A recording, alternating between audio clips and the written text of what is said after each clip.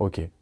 J'ai toujours pensé que l'unique chose qui me manquait pour avoir un gros personal branding avec beaucoup de crédibilité, beaucoup d'autorité, c'était d'aller à Dubaï, de louer des penthouses, à montrer que j'avais cette vie de rêve comme tous ces autres gourous, jusqu'à ce que j'arrive sur YouTube avec cette chaîne qui a aujourd'hui moins de 130 abonnés, et il n'y a pas encore une vidéo lifestyle qui a été sortie sur celle-ci, et pourtant j'arrive à attirer des baleines, donc des personnes qui ont beaucoup d'argent, un gros portefeuille, sur chacune des vidéos que je vais poster, tournées depuis cette chambre d'adolescent, comme tu peux le voir, posée par terre, sur un tapis de prière. Tout ça parce que j'ai compris un simple principe que je préfère largement avoir un service qui coûte cher pour attirer des baleines, plutôt qu'avoir un service qui est hyper accessible pour attirer que des branleurs qui vont me faire plus perdre du temps qu'autre chose. Maintenant sur cette vidéo, je vais te montrer et expliquer pourquoi créer du contenu lifestyle va t'attirer que des personnes pauvres qui ne vont pas t'apporter grand chose au long terme avec ton personal branding et ton offre à étiquette. Désormais, on va pas se mentir, sur les réseaux, on voit énormément de personnes utiliser le lifestyle content vraiment comme la base même de leur stratégie de contenu. Notamment, la majorité sont des scammers. Donc les personnes qui ont une très mauvaise délivrabilité, si je peux appeler ça comme ça d'une manière un peu plus propre. Ces gens-là ont totalement sali le marché de l'info. Tu le vois encore plus que moi. Aujourd'hui, un mec qui parle, qui a un accompagnement, qui parle d'argent dans ses vidéos et par malheur crée du contenu lifestyle, on va directement l'assimiler à cette communauté qui va à Dubaï, qui loue une Lambo, généralement c'est une Huracan, A5, et ils vont faire 50 TikTok dessus. Aujourd'hui, une personne qui est compétente, elle va être assimilée à ce type de personne, alors qu'elle ne l'est pas. Sur le marché francophone, c'est devenu comme ça. Pourquoi? Parce qu'aujourd'hui, le coût de la mise en scène est devenu inférieur au coût de la compétence. C'est-à-dire que y aller à Dubaï, montrer du lifestyle, montrer des Lamborghini, c'est du vu, du revu, il n'y a plus aucune rareté. Alors certes, il y a encore quelques années, montrer du lifestyle te donnait une certaine légitimité. Je pense qu'on est tous d'accord pour dire ça. Ça prouvait que tu étais une personne vraiment successful, que tu étais légitime donc de parler de business, d'argent. Aujourd'hui, ce n'est plus le cas parce que la plupart des gens qui utilisent ce marketing sont généralement ceux qui ont une très mauvaise délivrabilité. Donc le contenu lifestyle, non seulement t'attire des personnes pauvres, mais aussi ça va t'attirer une très mauvaise image. Tu vas être perçu de la mauvaise des manières lorsque tu vas être dans le monde de l'info. Donc tu vends un accompagnement et que tu utilises le contenu lifestyle pour attirer un maximum de personnes. Maintenant, on va faire un petit jeu, ok? C'est parti, pour que tu comprennes un peu mieux mon point. On va prendre un exemple de ce mec-là et celui-ci, ok? Juste à côté. Pour toi, quel est le mec qui va attirer le plus de baleines, qui va attirer le plus de leads, qui va faire le plus d'argent pour y aller droit au but? Cette personne-là, elle a généré plus d'argent, ok? Pourquoi? Parce que dans cette vidéo, il y a de la compétence, il y a de la stratégie, il y a le mécanisme qui va être montré. Les gens qui vont regarder cette vidéo n'ont pas du tout la même ambition, ne sont généralement pas les mêmes profils que ceux qui vont y aller regarder l'autre vidéo qui est plus lifestyle, qui est plus basée sur la Lambo, sur le Louis Vuitton, qui coûte cher à tourner, en plus surtout pour le coach qui vend une formation. Ça lui coûte cher de réaliser ce type de vidéo. Alors certes, c'est son lifestyle, c'est son mode de vie, mais c'est très coûteux. Comme je l'ai dit au début de la vidéo, pour avoir cru que le contenu lifestyle allait pouvoir m'attirer plus de personnes, plus de crédibilité, et donc je l'ai vraiment fait. Tu vois, j'ai réussi à faire des vues. J'en ai rien retiré. Pareil pour mon client récemment avec qui j'ai bossé. Je parle souvent de lui parce qu'on est vraiment en train de bosser avec lui depuis très peu de temps. Il était sur du clipping, il créait plusieurs comptes, il avait des personnes avec qui il travaillait, il allait à Dubaï, louer des Urus, des hôtels qui coûtaient hyper cher. Il mettait énormément d'énergie, il postait plusieurs fois par jour. Le mec, le meilleur mois qu'il avait réussi à faire, je crois que c'était peut-être 3 000 €. Il a rejoint l'accompagnement. Il a sorti une seule vidéo avec la stratégie que je donne. D'ailleurs, la vidéo, elle est dans la description de cette vidéo. Je t'invite à aller la regarder. Elle est extrêmement puissante. Si tu as envie de construire un positionnement pour cette année qui va tout niquer, ok? Donc, je t'invite à aller la regarder. Il est venu en postant une seule vidéo. C'était pas sa première vidéo YouTube tournée, mais c'était sa première après avoir rejoint l'accompagnement. Et il close ses 3 premiers clients à étiquette grâce à une seule vidéo. Parce qu'il utilise la stratégie de contenu, de la compétence, plutôt que le contenu lifestyle. Comme je l'ai dit, sur le marché, ça a une très mauvaise image, mais ça attire aussi des personnes qui sont très pauvres. C'est sûr qu'une vidéo lifestyle peut te permettre d'avoir beaucoup de vues. Maintenant, analysons un peu ces vues-là. Qui va y aller regarder le contenu lifestyle? Je vais te dire quel est le profil majoritaire. Alors certes, il va y avoir plusieurs profils, mais c'est vrai qu'il y a une majorité. La majorité, c'est qui?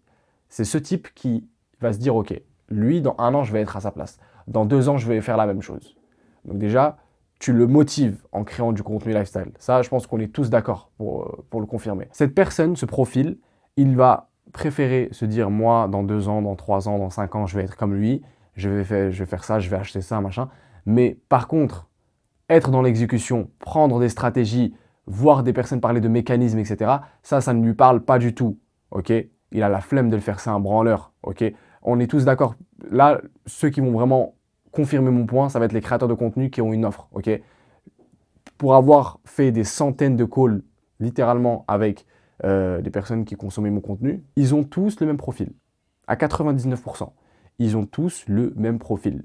Lorsque tu leur parles de stratégie, lorsque tu leur dis de faire ci, cela, ils vont très vite être fatigués. Ils vont très vite arrêter. Sur mon autre vidéo, j'ai raconté un peu l'anecdote de mes premiers clients où je pensais vraiment qu'ils allaient aller très très très loin parce que je donnais énormément de valeur et je mettais vraiment la délivrabilité comme objectif numéro 1.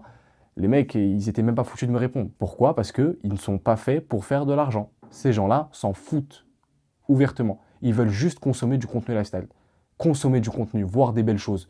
Et parler de stratégie, parler de quelque chose qui va vraiment leur permettre de changer leur vie pour qu'ils puissent les mettre à l'exécution, ça, pas du tout. Ils ne sont pas faits pour ça. Donc, attirer des personnes pauvres avec du contenu lifestyle, il faut que tu te prépares parce que ça va être du très très très très très très lourd. Moi, comme je l'ai dit, j'ai fait 1 ou 2, 3 vidéos contenu lifestyle, j'ai vu que ça ne marchait pas, j'ai très vite arrêté, ok, parce que j'ai vu que ce n'était pas fait pour moi et surtout que tous mes autres concurrents le faisaient déjà. Donc, elle est où ma différence si je fais la même chose? D'ailleurs, je voulais en parler de ça. Le contenu lifestyle, c'est très difficile de se différencier. Aujourd'hui, combien de personnes ont des Aventador? Combien de personnes ont des Lambeaux? Combien de personnes ont des penthouses, des villas, une vie de rêve et qu'ils le montrent et c'est leur stratégie de contenu numéro 1. C'est tout ce qu'ils font. Comment tu vas réussir à te différencier comme ça? Alors tu vas me dire, tu vas te différencier avec ton autorité, avec ta personnalité, machin. Généralement, je ne vais pas te mentir, c'est un peu la même personnalité. Alors certes, t'en as qui vont être un peu plus drôles que d'autres, t'en as qui sont un peu plus sérieux, mais c'est tout le temps la même DA, c'est tout le temps les mêmes CTA. Voilà, un petit jeu de mots. Obtenir la confiance sur le marché actuel, c'est primordial, c'est très difficile de le faire, mais avec YouTube, en parlant à une seule personne comme là je suis en train de faire, en venant résoudre une problématique de ton client idéal à chaque fois, en mettant du volume là-dessus. D'ailleurs, comme je l'ai dit, il y a une vidéo dans la description si tu veux vraiment savoir comment j'ai réussi à faire plus de 20 000 € sur le dernier mois de janvier, où je te montre étape par étape comment j'ai réussi à faire un positionnement qu'aujourd'hui me permet de faire autant d'argent. Pour moi, c'est beaucoup. J'ai que 17 ans, je suis encore au lycée, ok. Là, peut-être qu'il y en a qui vont me regarder et qui vont me dire 20 000 €, c'est de la merde. Pour moi, c'est déjà pas mal. Il y a encore quelques mois, j'étais à 0, ok. Je suis en train de monter à mon échelle. Enfin bref, on revient un peu au sujet. Sur le marché de 2026, ce n'est plus regarde ce que j'ai, regarde ce que j'ai acheté, mais c'est plus regarde ce que je comprends, regarde ce que j'ai réussi à accomplir. Pour certains, vous allez me dire, mais on peut additionner les deux. On peut faire du contenu pour attirer un maximum de personnes lifestyle, donc regarde ce que j'ai, et ensuite, tu as d'autres vidéos, regarde ce que je comprends, regarde ce que j'ai réussi à accomplir, etc. Je te comprends. Maintenant, en faisant ça, comme je l'ai expliqué au début, tu vas attirer des personnes, des profils qui sont extrêmement dopaminés, qui vont juste regarder ce qui leur plaît, mais ils s'en battent les couilles de regarder des contenus stratégiques.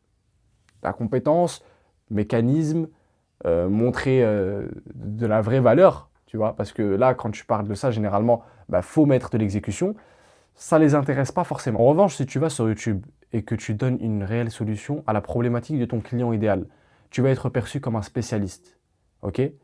J'aime bien donner cet exemple. Si on prend par exemple un docteur et ce docteur-là parle de comment mieux investir en immobilier, forcément, tu ne vas pas trop l'écouter. Par contre, si le docteur qui est spécialisé, je ne sais pas, dans la chirurgie, te parle de chirurgie esthétique, forcément, l'écouter, ça devient beaucoup plus intéressant en fait. C'est un spécialiste dans le sujet et m'intéresser à lui, m'intéresser à ce profil, le suivre, l'apprécier, ça va être une conséquence beaucoup plus logique que l'autre personne qui va être spécialiste dans un domaine et qui va parler d'un tout autre domaine. Okay, c'est exactement ce qui se passe avec le contenu de lifestyle. C'est-à-dire que le mec fait du business, généralement ceux qui reviennent le plus, l'e-commerce, dropshipping, trading, crypto. Par contre, il va te montrer tout l'inverse. Il ne va pas du tout te montrer les chiffres, les graphiques, comment il arrive à gérer son risk management pour ceux qui font du trading, ceux qui sont un peu dans le monde de la finance, un peu comme moi j'étais avant, ou te montrer ses boutiques, etc. Ça, il ne va pas du tout te le montrer. Il va te montrer que du contenu lifestyle. Elle est où la logique, s'il te plaît? C'est pour ça qu'aujourd'hui, les spécialistes font énormément d'argent. Moi, je suis encore un petit, hein. Moi, je suis encore au début. Je sais que là, sur cette année, je vais aller très, très, très, très loin parce que je me suis positionné sur le bon leverage. Je sais que ce que je suis en train de faire va vraiment me propulser de plus en plus, de plus en plus. Alors, comme je l'ai dit, je suis encore un petit, à mon échelle. Le mois dernier, j'ai fait que 23 000. T'en as qui font énormément d'argent parce qu'ils sont spécialistes dans leur sujet. Sur le marché anglophone, t'en as qui font des vidéos qui font, je sais pas, 3 4 000 vues et qui font des semaines à 200 000 euros, 200 000 dollars parce qu'on est sur le marché anglophone. C'est des choses qui arrivent aujourd'hui. À l'époque, bah, on n'en connaissait pas, on n'en savait pas. C'était pas possible. Parler directement de stratégie, machin, c'était très mal vu. Mais aujourd'hui, il y a une réelle demande à ça parce que c'est là où se trouve la rareté. C'est là où on est beaucoup plus impressionné. Et venir se positionner là-dessus, en venant, se spécialisant dans un seul domaine, en donner une solution à la problématique de ton client idéal, c'est la conséquence la plus logique que tu peux faire aujourd'hui pour ton business. Ok ? Comme je l'ai dit, l'explication réelle où je vais donner énormément de stratégies pour construire ce personal brand extrêmement puissant pour que tu puisses générer beaucoup d'argent avec ton offre high ticket, comme moi je l'ai fait sur le mois de janvier. Je t'invite à aller regarder la vidéo dans la description. Ok ? C'est parti.